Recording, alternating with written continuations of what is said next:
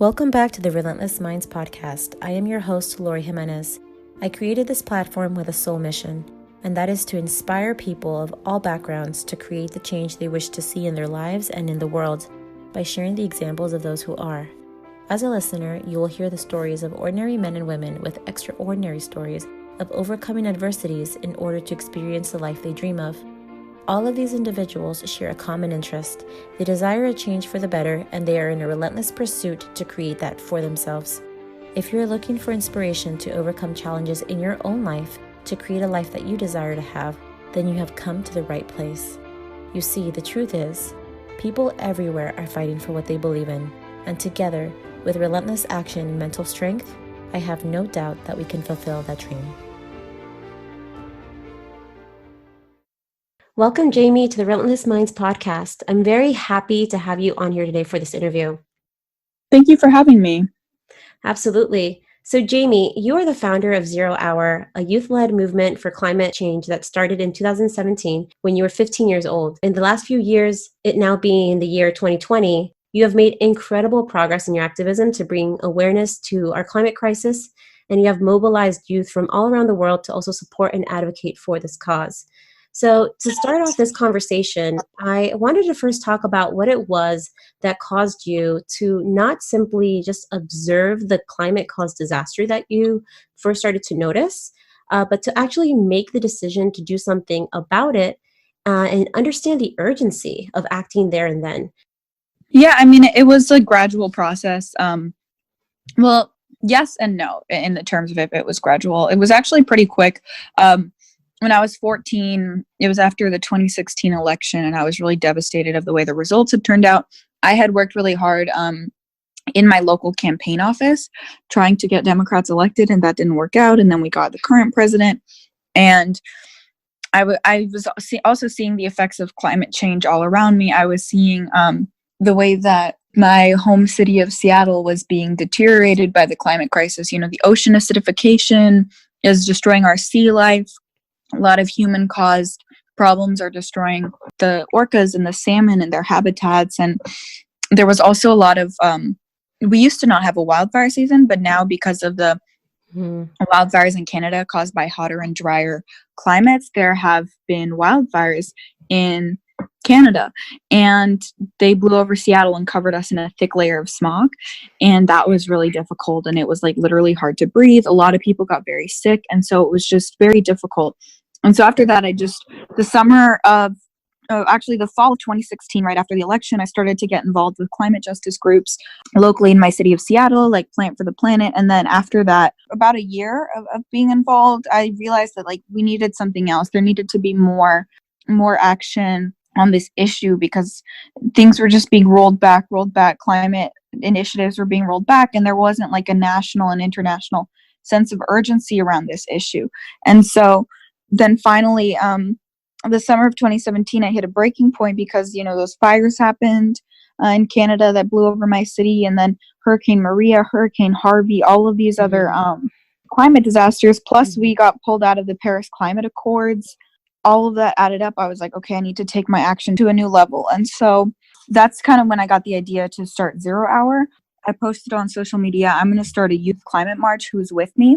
And then I got a response from Nadia Nazar, who is a youth climate activist who lived in Baltimore. And then we got together, well, not in person, but we linked up online, and then I brought in a few other people, and then we just started mobilizing and growing. And then 0 Hour was formed, and a year later we marched on Washington and in 25 cities around the world. And we had this broad coalition of young people from all over the world taking climate action. That's absolutely incredible. And so you were involved in advocacy work, specifically when it comes to climate change before even ever starting 0 Hour. And so what was it specifically that you saw was missing in the efforts that you were doing before you launched 0 Hour together with other youths around the world, and that you've now focused on as the purpose for 0 Hour as the target? And so who and what are you targeting to bring about this change for the climate crisis?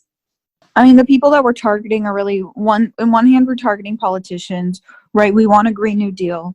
We want them to, not accept any fossil fuel money. We want them to pass common sense climate legislation. Then another sense, we're targeting corporations, to either stop their ways or get out of the way. And then in another sense, we're targeting the general public in terms of educating them about different issues and systems of oppression, and how the climate crisis got started in the first place, not just scientifically, but also like the social justice and political factors that made it so that this issue could get so bad. So we really target like the public, we don't really advocate for like individual personal changes of like, oh, change your light bulb, recycle. It's not that stuff isn't good. It's that we target systematic change more than anything. So I definitely want us to get involved in that as well. The influences out there that are the bigger looming, dominant powers there that are really causing it to be difficult to create change.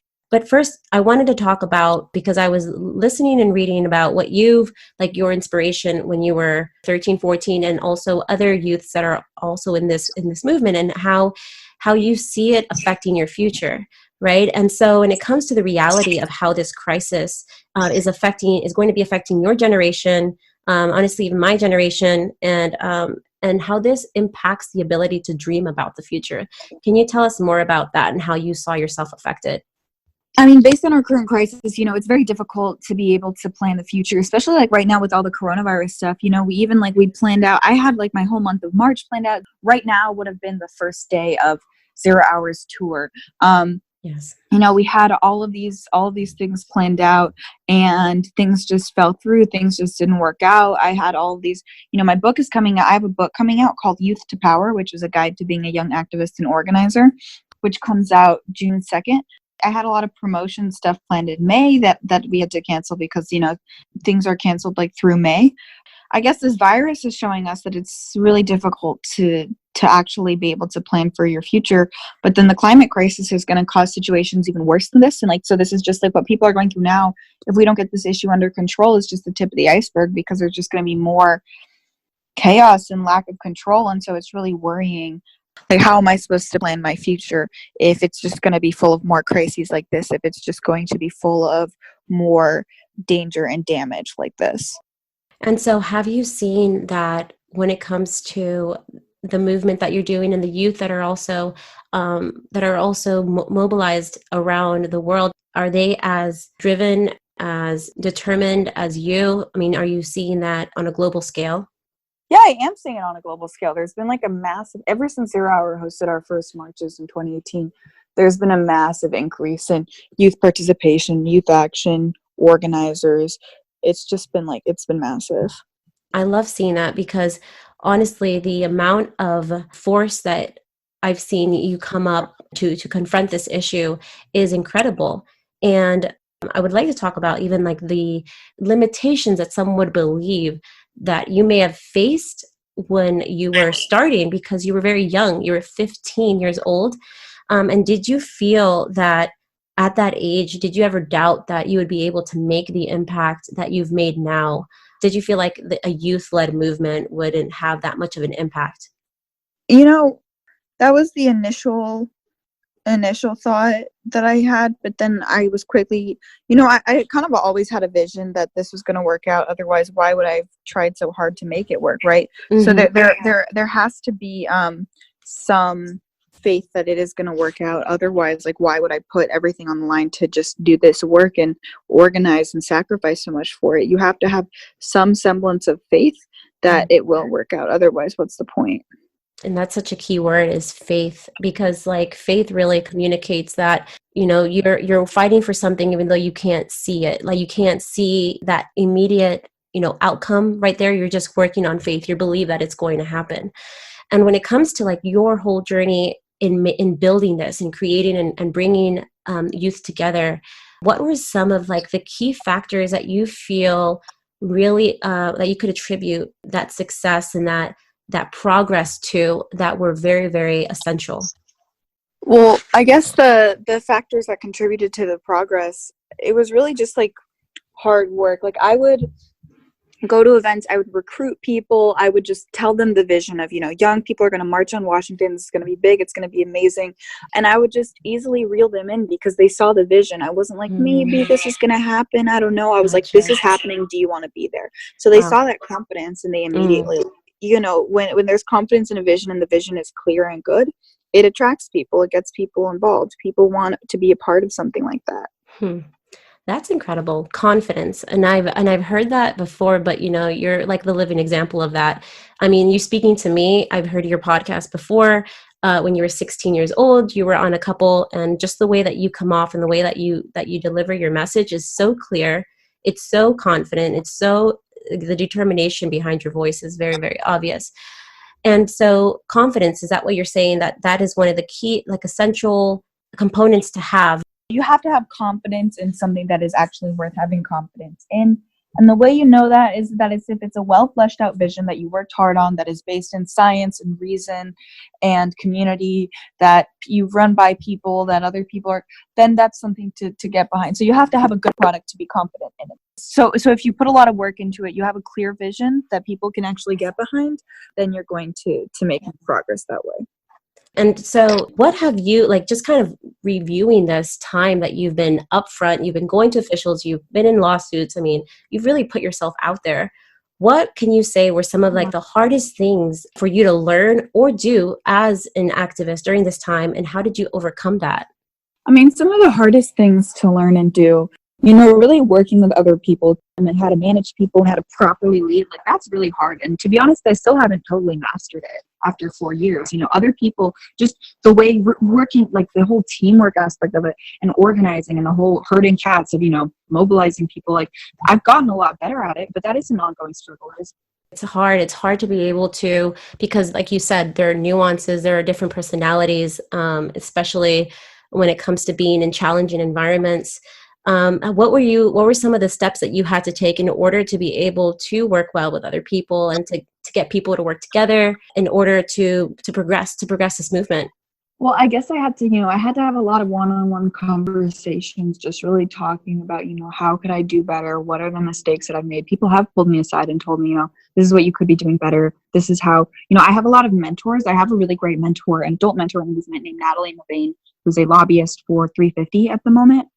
She does, like, environmental lobbying and things like that. And she's like, she's an adult who knows the ropes of this movement. And so she's been able to, like, really help me gain those skills. And so just, like, talking to people, working with people, and kind of learning by doing as well. What worked with people last time? What didn't work with people last time?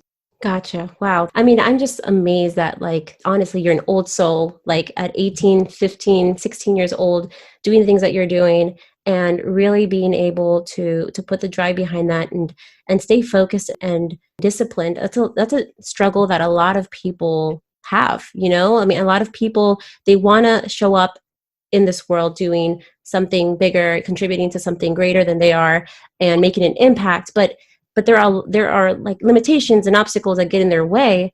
How is it that you were able and still are able to stay so disciplined and focused on your daily duties, on the daily activities to keep things going?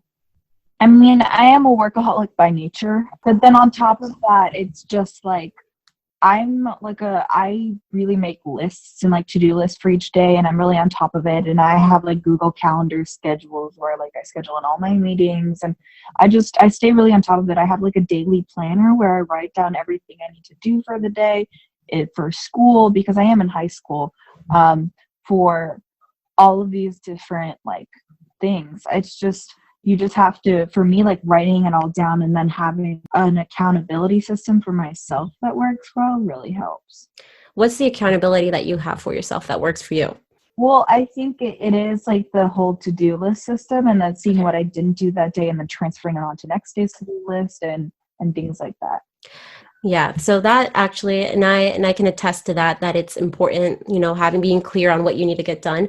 But you also, like, and I don't know if this has changed for you, you can give me feedback on this, but, like, since you're balancing, you're in high school right now, you're a senior, so you're balancing that schedule. I am in high school. I'm currently doing online school because of the coronavirus, yes. But I'm still in school. right? And so like you're balancing that, I mean, like also working on the organization. And so like when it comes to like the amount of time that you're dedicating to Zero Hour, how do you allot that time for that? And what sort of tasks do you, and this is just out of my pure curiosity, what sort of task, like your core task that you know you need to focus on? My core task that I need to focus on, I do a lot of our communications and social media. So a lot of it is like posting on social media, coming up with content. A lot of it is managing my inbox, responding to requests and forwarding them to who they need to go to, or if they go to me, then following through with those requests. A lot of those is like managing like different other people. So checking in with other people to make sure that like they've done their tasks. And then a lot of it is also like writing. So I write like a lot of op-eds and articles and things like that. And then a lot of it is just like a lot of Google Doc, like planning things, you know, planning campaigns, planning organizations, getting on a lot of it is conference calls, or one-on-one calls, email chains, texts, you know, just staying on top of all the messages that I get, responding, all of those things like that. Those are all the many tasks. Some of the tasks are things like this, like doing an interview or something. So it's just a whole host of things. I mean, I really appreciate you diving into those things because I know that you're passionate about getting the youth to take action, you know, getting society to get involved in the youth to raise their voice and to be heard. And that's why, you know, your book that is going to be launching in June is A Youth to Power, Your Voice and How to Use It. And you're a great example of a youth who was able to speak up and be heard. And when it comes to like the backlash, you know, because climate change, and I want to tap more into the scientific part of climate change as well, and what we're seeing currently in our world, being at the forefront of this, how have you been able to push ahead despite the backlash that you've been receiving? How have I been able to do that? Have you been feeling Oh, I mean, I get tons of backlash, like all the time. First of all, my inbox in terms of social media is just like my DMs are just flooded with a ton of hate mail. really? I get a lot of hate comments just constantly all the time. I do get a lot of backlash from many different sides. So it's pretty constant. So I just learned how to tune it out because it would take me all day to just sit down and read everything, you know. Wow. So I just block it out. So that's your thing. You just tune it out. You're just able to just block that and just focus. Out. I don't even try. Like there's nothing to. Yeah. I mean, I completely understand because what are you going to do? You know, you have your mission, you have your focus, and you believe in that strongly. And so it's like, what are you going to do if people don't agree with you? But, you know, I think that because I do believe in this, I do believe that there is a climate crisis going on. And so I wanted to talk more about what is causing that. If you can give us some more insight on the political, the societal influences that are causing our climate crisis to continue, that is not giving it the attention, causing the change. Can you give us some more information and insight on the powers at play here that are making climate change continue? Yeah, so pretty much you can root the climate crisis back to like colonialism, racism, patriarchy, and capitalism. Those are the main systems that caused it. And what we have to really talk about, you know, when we talk about the climate crisis is like, how did we get here in the first place? Not how did we, because scientifically we know how we got here. It's because we emitted carbon emissions into the air, and then that's, you know, created the greenhouse effect, blah, blah, blah. But socially, how did we get here in terms of how did we allow ourselves to be a society on self-destruct?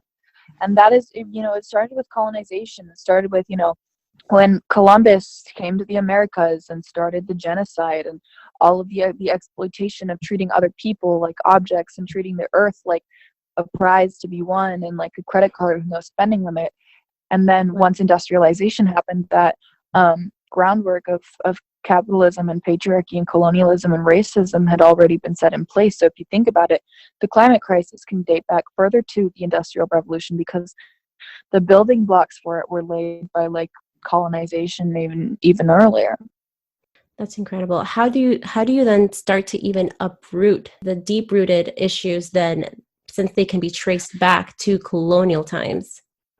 Well, you have to see how these systems are at play right now. Colonization hasn't ended. It's continuous. People are still going into indigenous communities and trying to destroy their land and culture. People are still exploiting the earth. And so really what we have to do is stop the remnants of those systems today. Like capitalism is still doing its thing, racism is still doing its thing, patriarchy is still doing its thing. So you just have to address the symptoms of what's happening today. Because it's not like it's gone away, and now we're left with the climate crisis. It's like a perpetual thing that is still happening. So we have to treat it like that.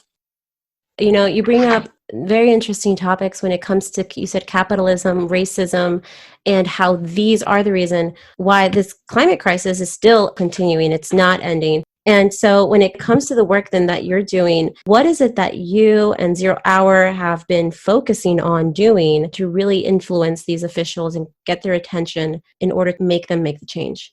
So what we've been doing, a lot of it is educating the public, because once there's like a public demand for change, the public are the people who vote those officials into office. So then once you can get it to a point where it's like, if you want to keep your job, you have to change. That's pretty much how all social movements in history have worked before, where it's like, if you want to keep your job, if you want to still be in power, if you want my vote, you have to change. You have to, hold these corporations accountable, pass these laws. There's a certain point of no return when it's no longer socially acceptable for politicians to pick polluters over the planet in our future. And so, a lot of what we do is a lot of outreach to the public and a lot of educational campaigns and things like that, because once a certain percentage of the public is all ready and all in for action, then politicians really have no choice. And that's really how all social movements have worked. And so since the beginning of the work with Zero Hour, what has been the reaction of the public that you've seen and the support, globally that you've been seeing? I mean, the support has been really massive. So many movements have popped up because they were inspired by Zero Hour in our initial work. Greta Thunberg and the youth climate strikes, a lot of that started because they were initially inspired and laid the groundwork by us at Zero Hour and the work that we did. And so it's been really incredible seeing the way the youth climate movement has been able to blow up ever since, the movement that we started. And I wanted to actually talk about that with you, because this is you have an international organization, Zero Hour. You have the youth movement from different countries, and I feel that the issues that Americans, like the average American, is seeing in this country is probably very different. It is very different from what people are experiencing, communities are experiencing in like India or in Australia. And so when it comes to the work that you've been doing over these years, and what you've been able to see firsthand, how have you seen that climate crisis is impacting our world? Yeah, so the way we're seeing the climate crisis now is, right now we're in a pandemic. It's causing more pandemics because the bugs that cause a lot of diseases like, malaria and things like that, and the microbes that thrive in hotter climates, more humid climates, those are moving to bigger and bigger places because places are getting more hot. They're getting hotter, they're getting more tropical, or they're getting drier, they're getting wetter, and like all of these different conditions. And a lot of places that, for example, the Pacific Northwest didn't used to really have mosquitoes. Now we have tons of them. It's because it's warmer and these bugs can now feel at home. And so you can see tropical diseases spreading. Also, the permafrost, once that melts in the permafrost, there are frozen over a lot of bacteria and viruses that haven't been there for hundreds of, if not thousands of years. And so once that melts, then suddenly we see ourselves in a whole host of pandemics. And so, if we think the coronavirus is bad, like, we're in for it if we really don't solve this climate crisis, not to mention all the natural disasters, the wildfires that we saw. Like, literally all of Australia was on fire and parts of it still are. So it's like the effects are numerous. And then also, people are dying, losing their homes. It's just, I could go on forever. It's pretty much, it ties into everything. Also, the climate crisis leads to an increase of violence because the more resource scarcity and insecurity there is, that's usually a cause for war. And so climate change and resource instability and ecological instability and more violence. While I was doing my own research as well with the climate crisis and the intersectionality and how that, that relation to climate crisis and how you have these communities that lack resources already, right? And when they're then faced with a natural disaster or an oil spill, something that affects their economic situation, not having those resources, right, to then pull themselves out of that situation to survive. And that's why, like, for me personally and the movement that you're doing, I fully believe and support that. And I want to know, and I want us to talk about, like, how can society back this? What is it that we need to do in order to get our message heard that, hey, we aren't happy about the current situation? What would be your call to action to our youth, to society regarding the climate crisis? My call to action to society is, I mean, look, right now with everyone kind of being inside and quarantined, what you can do is do as much digital action as you can. 0 Hour, if you follow 0 Hour on social media, it's at the @ and then this is 0 Hour for Facebook, Instagram, Twitter, and TikTok. Then you can engage with us, message us, get involved with us, and follow, because we are launching a new series of like digital campaigns and educational initiatives while everyone is in the quarantine. And so, while you're trapped inside, I'd really encourage everyone to do as much as they can digitally to raise awareness, educate themselves, get involved with organizations digitally, and just use the internet at your fingertips to mobilize and organize. And then once, make that community online. So, once this thing is over, then we can really go out there in person and make a big difference. Okay, so using internet, which everybody has, and you were mentioning your handles as well. So this is another way that people can also show support for you and 0 Hour and the work that you're doing, and also stay updated, right? And so your website, and I'll put the links also in the show note, but your website is thisisz0hour.org, and you mentioned that your Instagram, your Facebook, and your Twitter, and also TikTok, you have it as This Is 0 Hour. Yes. Okay, wonderful. And I also wanted you, before we wrap this up, I wanted you to talk to us about your book that you're going to be launching in June, which is Youth to Power, Your Voice and How to Use It. What is your book about, and what would you like to highlight about that? So yeah, my book is a guide to being a young activist and organizer. It's pretty much the book that I wish I would have had when I was first starting to get involved with climate action. It's like a how-to book, but it also has a lot of stories from my activism and a lot of stories from other youth from all different fields. So it's not a climate book. It's not about climate change or anything like that. It's really about, it's a guide. It's an ultimate manifesto and handbook for a young activist, and it works for adults as well, because a lot of the advice is catered towards youth, but a lot of stuff in there is useful for anyone of all generations looking to get involved. So the book comes out June 2nd, and it has a foreword by Greta Thunberg and a lot of great interviews after each chapter. It was written all by me, no ghostwriter, no nothing. So from youth for the youth. So that's really unique and incredible. And you can go to youthtopowerbook.com. It's the publisher's page, so you can pick from all different ways to buy the book. I also recorded an audiobook, which will be out when the book comes out. And so for those of you who maybe have reading disabilities or learning disabilities or dyslexia or anything like that, and want to get the information from the book but really don't like to read, there's an audiobook that I recorded myself, so you can hear the words from me. So yeah, just go to youthtopowerbook.com for all the information. Also, if you want to connect with me personally, so I just give you 0 Hour socials, but my socials are just type in Jamie Margolin for, again, Instagram, Twitter, Facebook, and TikTok. It'll just come up under my name.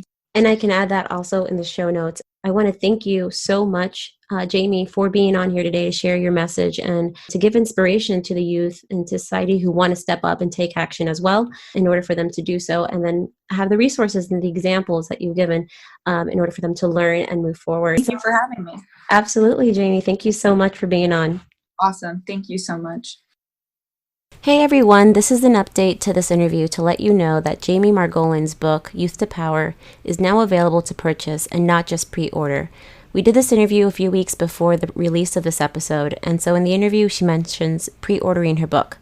Good news, her book has officially launched as of June 2nd, and you can now purchase it directly from youthtopowerbook.com. This is a powerful book for the aspiring change maker, and it serves as a guide on how to be a young activist and organizer. It's a book that Jamie says she wishes she had when she was first starting in activism. I'll place a link to purchase her book in the show notes. I hope you look into it, and if you purchase it, we would love to hear your feedback and what you liked from her book. Thank you for listening. Thank you so much for listening to this episode. If you enjoyed it and feel inspired and would like to be a part of the Relentless Minds community, you can join the movement for change on Instagram and Twitter. We would also love to know how your experience has been as a listener. If you haven't yet, please go to Apple Podcasts and subscribe, rate, and review this podcast. Join us next week for another powerful story. Thank you so much for listening. Until next time.